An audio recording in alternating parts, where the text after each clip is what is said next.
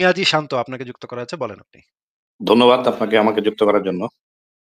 আমি by default জন্মসূত্রে মুসলমান। আচ্ছা। যেহেতু বাই ডিফল্ট আমি মুসলিম, আমার আর কোনো কিছু করার নাই। আম আচ্ছা, আমি শান্ত ভাই মানে আপনি কিন্তু ক্যামেরা অন করে ঢুকেছেন। আপনার যদি কোনো বিপদ হয়, কোন ধরনের না, কোনো না, না, মৌলবাদী আক্রমণ হয়, না, না। আ বিপদ সেটার হইলে জন্য কি আপনি হবে? আপনি আজকে যদি মরতে হবে, কালকে মরতে হবে। ভিডিও ক্যামেরাটা যদি চান তাহলে অফ করে দিতে পারেন। কারণ আপনার না, বিপদ আমি চাই না যে ঠিক আছে, আপনার এখানে ধন্যবাদ। কথা বলার জন্য আম এখানে কথা বলার যদি জন্য আপনার কোনো আম বিপদ হোক এটা আমি চাই না। এই কারণে হুম, আপনাকে সাবধান করে দিচ্ছি যে আমাদের লাইভে এইরকম ঘটনা ঘটেছে যে ভিডিও ক্যামেরা অন করে একজন ঢুকেছে। পরে দেখা গেছে হুজুররা বিরাট আন্দোলন শুরু করে দিয়েছে তার বিরুদ্ধে। হ্যাঁ? তার ফাঁসি চাই, ফাঁসি চাই। এটা আপনাকে জানায় রাখলাম। আপনি আচ্ছা, চাইলে ভিডিও ক্যামেরাটা অফ করে কথা বলতে পারেন। কথা প্রসঙ্গ তাহলে এটাই আরকি, এই আলোচনার বিষয়টা এটাই বলি। আমি ধরলাম আপনার ক্যামেরাটা অন করে কথা বলতেছি এবং আমার কোনো কথা হয়তোবা আম ধর্ম বিশ্বাসী বা ইহুদি, সরি, মুসলিম মুমিন উনাদের যে বিশ্বাস সেটার বিপক্ষে যেতে পারে। উনাদের মনের মতামতের বিপক্ষে যেতে পারে। এই কারণে উনারা আমাকে কেন মারবে? আমি তো এমনিই মরবো। আর কয় বছর পরে মরবো, তাই না? ২০ বছর, ৩০, ৪০, ৫০ বছর পরে মরবো। উনাকে মারার দরকার কি? আমার জন্য তো শাস্তির বিধান তো মহান আল্লাহ তাআলা করবেনই। সুতরাং উনাদেরকে কেন আগে আসতে হবে মারার জন্য? এটা কিন্তু সেজন্য আমি এই যুক্তিটা তো আপনি তাদেরকে বুঝাইতে পারবেন না। তারা যখন মানে হাউমাউ করে আল্লাহু আকবার বলে চিল্লাচিল্লি করতে আপনার বাসায় চলে আসবে, তখন তো আর এই জিনিসটা তাদেরকে বোঝানোর মতো স্কোপ থাকবে না। তখন তো চাপাতি দিয়ে কোপাকুপি শুরু করবে তারা। এই ঠিক। কারণে আমি আপনার ক্যামেরার উপরে একটা পর্দা দিয়ে রেখেছি যেন আপনার কোনো সমস্যা না হয়। আপনি যদি চান তাহলে ভিডিও ক্যামেরাটা অফ করে দিতে পারেন। আর যদি আপনি মনে করেন যে আপনার কোনো সমস্যা নাই, আপনি দেশের বাইরে থাকেন বা না, আপনার না, আমি মনে করি আমার সমস্যা নাই, অসুবিধা নেই। আচ্ছা, আচ্ছা, আমি তাহলে আমি যেটা বলতে যাচ্ছি যে পর্দাটা আমি সরিয়ে যে দিচ্ছি কিন্তু পর্দাটা সরিয়ে দিচ্ছি কিন্তু আপনি এমন কোনো বক্তব্য দিয়েন না যেটাতে আপনার নিরাপত্তা সমস্যা হয়, এমন কোনো বক্তব্য দিয়েন না। বলেন। হ্যাঁ। ওকে, ঠিক আছে। আমি যেটা বলতে চাচ্ছি যে আমি তো আপনার ক্লাস 7, 8 এ অনেক নামাজ পড়তাম। ৫ ওয়াক্ত নামাজ পড়তাম। মসজিদে যেয়ে নামাজ পড়তাম। এবং উজু করতাম। উজুর পরে আকাশের দিকে তাকায়া কলমা শাহাদাত পড়তাম। তো তো সেখান থেকে আসছে যে আমি যদি নামাজ পড়ি, তা নামাজের মধ্যে যে সকল তখন যে বিশ্বাস ছিল, এখনো হয়তো কিছু আছে সেটাই। যে আমি ১ ওয়াক্ত নামাজ পড়লাম, আরেকটা পড়লাম ফজর, জোহর। এই মাঝখানে যাতে আমি কোনো ভুল কিংবা কোনো অপরাধ না করি। পাশাপাশি যাতে কোনো কল্যাণমূলক কাজ করি, কাউকে যদি কোনো উপকার করি, এরকম একটা ভাব ছিল। আর পাশাপাশি যে আমি চেষ্টা করতাম যে অজু করতে। অজু করলে তো অজুর একটা আপনার একটা তো আছে যে ভালো দিক আছে অজুর, তাই না? নাক মুখ পরিষ্কার করা। সেটা একটা করে রাখার চেষ্টা করতাম অজুটা। হুম? তো সেই হিসাবে তো নামাজের তো কিছু তো ভালো দিক আছে, তাই না? যে আমরা ৫ ওয়াক্ত অজু করতেছি, আমরা যে কিছু ব্যায়াম করতেছি, যোগাসন করতেছি। তাহলে তো ব্যায়ামটাই ভালো করেন। তাহলে ব্যায়ামটাই করেন ঠিকঠাকভাবে। না, না, নামাজ পড়ার ব্যায়াম না। দরকার কি তাহলে?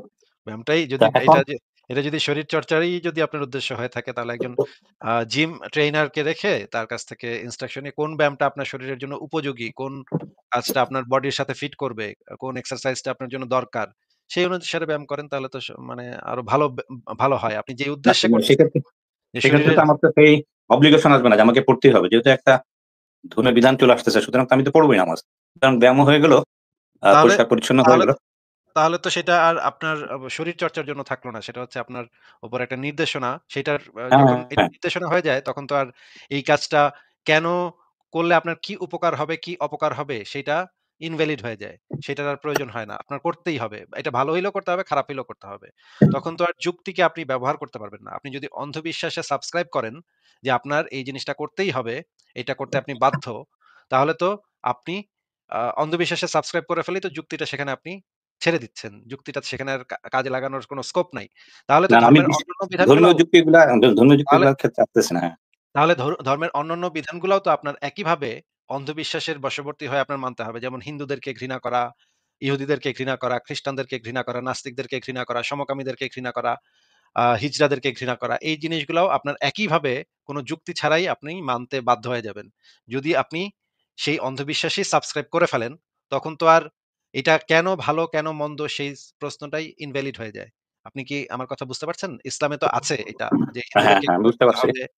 যারা মূর্তি পূজা করে তারা হচ্ছে সবচাইতে ভয়ংকর অপরাধী। আল্লাহর চোখে শিরককারী হচ্ছে সবচাইতে জঘন্যতম অপরাধী। তাদেরকে আপনি মন উম প্রাণ থেকে না, ঘৃণা করতে হবে আপনার।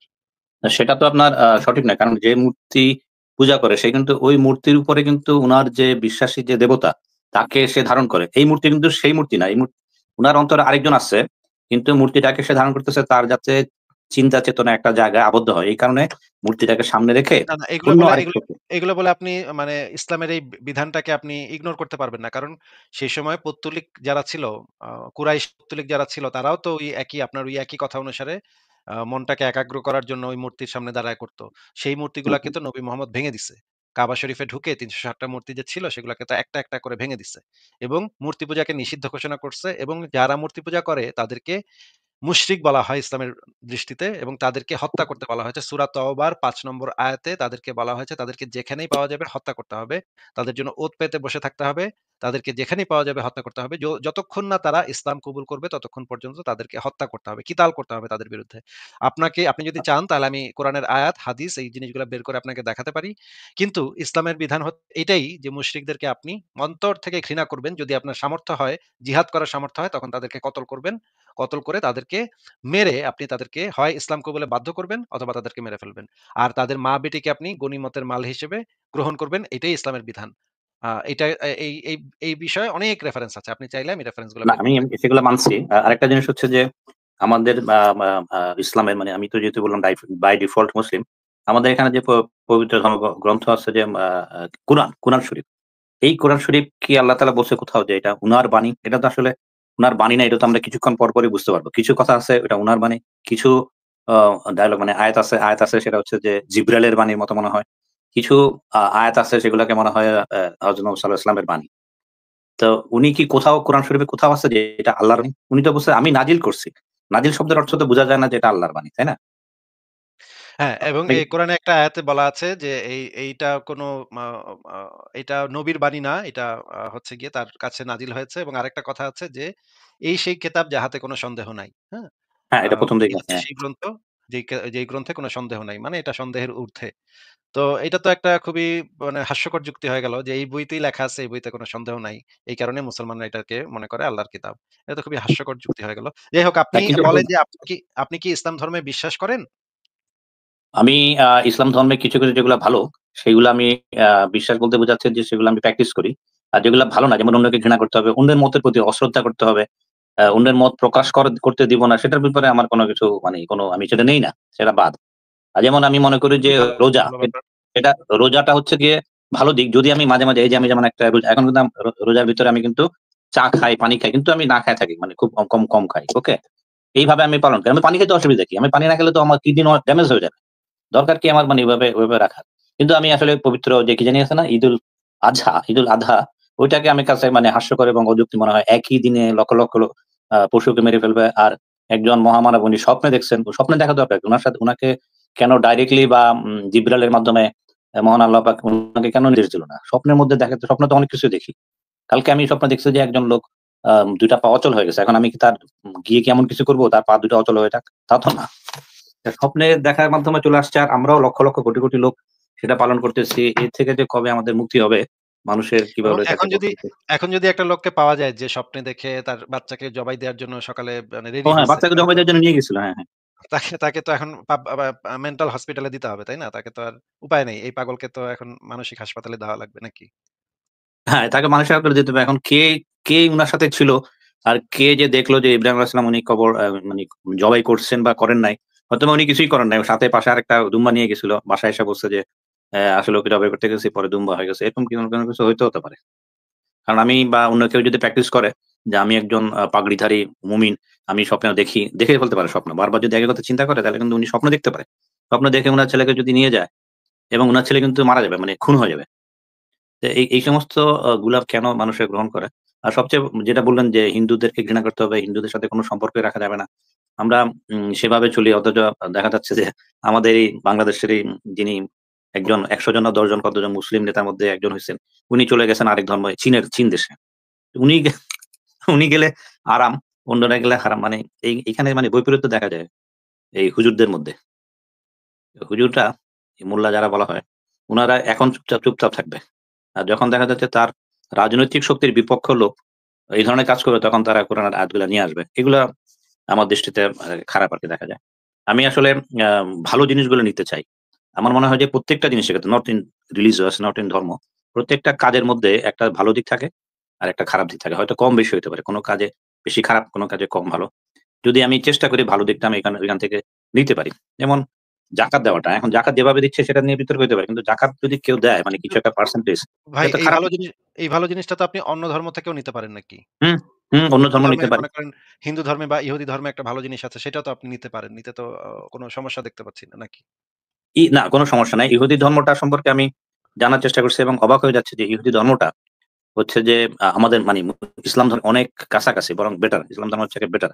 এবং তারাও কিন্তু আম বে অনেক বেশি ধার্মিক। এবং তারা শনিবার দিন বোধহয় বা অনেক দীর্ঘ সময় না খেয়ে থাকে। এবং ওরাও নিজেরা ওদের যে ধর্মগ্রন্থ আছে তারা একসাথে বসে পড়াশোনা করে। মানে ওটার পড়ে একজন শুনে।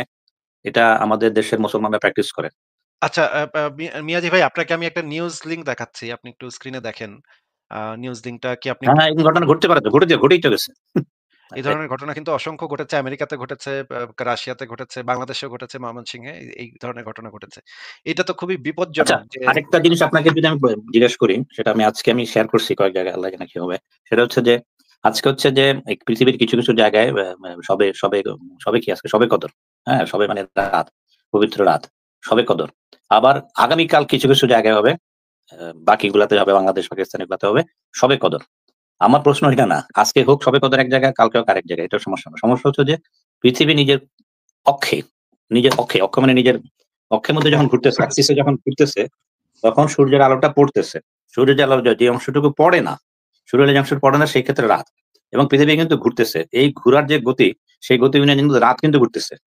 হুম, হ্যাঁ, ঠিকই এই বলেছেন। পৃথিবীটা কিন্তু আপনি যদি শনি গ্রহ থেকে বা সৌরজগতের ভিতর থেকে শনি থেকে দেখতে যান, খালি চোখে দেখতে পারবেন না, এত ছোট জিনিস সূর্য। মানে খালি হ্যাঁ, চোখে রাত দিনে নাই। দিন-রাত শেষ। তাইলে সৌরজগৎটা এই ধরনের লক্ষ কোটি সৌরজগৎ নিয়ে যদি একটা গ্যালাক্সি হয় এবং লক্ষ কোটি গ্যালাক্সি নিয়ে যদি একটা জগৎ হয়, আর লক্ষ কোটি জগৎ নিয়ে যদি একটা মহাজগৎ, মহাবিশ্ব হয়, আর সেই মহাবিশ্বর স্রষ্টা যদি মহান আল্লাহ তাআলা হয়ে থাকে, ওই যে ক্ষুদ্রাতি ক্ষুদ্র যেখানে রাতটা ঘুরতেছে, মানে রাত ঘুরে যাচ্ছে, রাতটা চলতেছে। হুম। সেই রাতে আল্লাহ কিভাবে নেমে আসবেন আর কিভাবে কি করবেন? এই একটা প্রশ্ন, এই প্রশ্নটা কি উনাদের মানে যারা একেবারে এটা নিয়ে অনেক ওয়াজ হবে আজকে রাত্রে। তাদের মাথায় কি এটা আসে না? যে আল্লাহ তাআলা আজকে নেমে আসবেন, কোথায় যেন নেমে আসবেন সেভাবে। আর আসমানে আবার কোথায়? আসমানটা কি জিনিস? আমরা একটু এই তাহলে একজন আলেমের মুখে এই কথাটা শুনে নেই যে এইটা কিন্তু প্রতি রাতেই কিন্তু আল্লাহ পাক আ নিকটবর্তী আসমানে নেমে আসেন।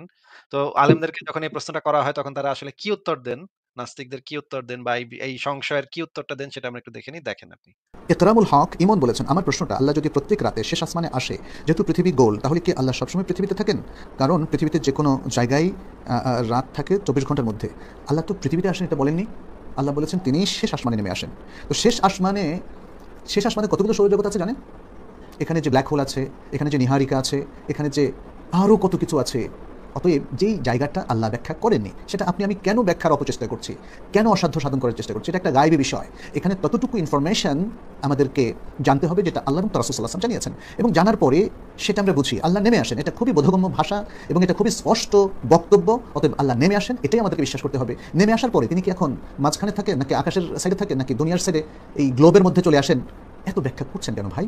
এই প্রশ্নগুলো করার কোনো অনুমতি নেই, এবং এগুলোকেই আমাদের সালাফে সালেহীন বেদাতি প্রশ্ন করেছেন। কারণ আল্লাহ গায়েব সম্পর্কে যতটুকু জানিয়েছেন তার অতিরিক্ত জানতে চাওয়া বা সেখানে নিজেদের চিন্তা, গবেষণা, ইজতিহাদ সেখানে ইনভেস্ট করা, এটা শরীয়তে জায়েজ নেই। বা শুনলেন তো আলেমরা কি উত্তর উনি বলছে যে প্রশ্ন করা যাবে না, প্রশ্নটা বেদাত। যাই হোক, প্রশ্ন না হয় করলাম না। কিন্তু আসমান সম্পর্কে তো আল্লাহ তাআলা বলছে। আল্লাহ যে কোথায় নামে সেটা বলেন নাই। কিন্তু আসমান তো বলছে যে আসমান এখানে কোনো ছিদ্র নাই। আসমানে কোনো কি জানি বলছে এটাতে কোনো ছিদ্র অন্য একটা আরেকটা আ অর্থ হচ্ছে ইয়াতে ভেঙে কোনো যেন গাত নাই। পড়ে না যায়, ভেঙে হ্যাঁ, পড়ে হ্যাঁ, যেন হ্যাঁ, ভেঙে যাতে না পড়ে যায় এবং ইহাতে আছে সুশোভিত তারকারাজি। হ্যাঁ, অনেকটা যদি আমার বাসায় যদি ছাদের মধ্যে কিছু স্টার যদি ফিট করি, ওই যে illuminating যেটা রাত্রে বেলা জ্বলে ওঠে, এই ধরনের কিছু যদি দেই, তাহলে যে অবস্থা হবে ছাদটা কিন্তু ওইটাই বোঝা যায়। যেরকম যেভাবে বোঝা গেছে। তো একটা তো আছে তাহলে আসমান। তাই ওই আসমানটাও কিন্তু বোঝা যায় যে ওই যে আপনি যে বললেন যে পিলার আছে, যেই পিলারটা দেখা যায় না। আসমান আবার ভেঙে যাবে মানে ছাদ যদি ভেঙে না যায় সেইজন্য অদৃশ্য পিলার আছে। তো এগুলো তো উনি বলছেন। আল্লাহ বলেন নাই ঠিক আছে কোথায় নামবেন, কিন্তু আসমান সম্পর্কে তো একটা ধারণা দিছে। তো উনি তো এটাকে এভয়েড করছে। উনাকে এটাকে বলে না যে এড়িয়ে গেছে প্রশ্নটা। এড়িয়ে দিছে এবং শেষে যে উনি কনক্লুশন করছে যে এই ধরনের প্রশ্ন করা যাবে না। এটা জায়েজ না, বেজায়েজ। হ্যাঁ, বিদায়। ঠিক এখন আছে, কিন্তু মিয়াজি শান্ত ভাই আপনার সাথে কথা বলে ভালো লাগছে। আমরা ওকে, তাহলে দেখি কোন মুমিন ভাইকে আমরা পাই কিনা। মুমিন ভাইরা এখানে যুক্ত হয়। তাদের সাথে আমরা একটু কথাবার্তা বলি। আপনার সাথে কথা বলে খুবই ভালো লাগলো। আপনি যদি আবারও পরবর্তীতে যুক্ত হতে চান তাহলে যুক্ত হয়েন। আজকের মতো ওকে, তাহলে আপনাকে বিদায় জানাই। ওকে, থ্যাংক ইউ। ধন্যবাদ। ঠিক আছে, ভালো থাকেন। তাহলে বিদায় জানাচ্ছি। পরের জনের কাছে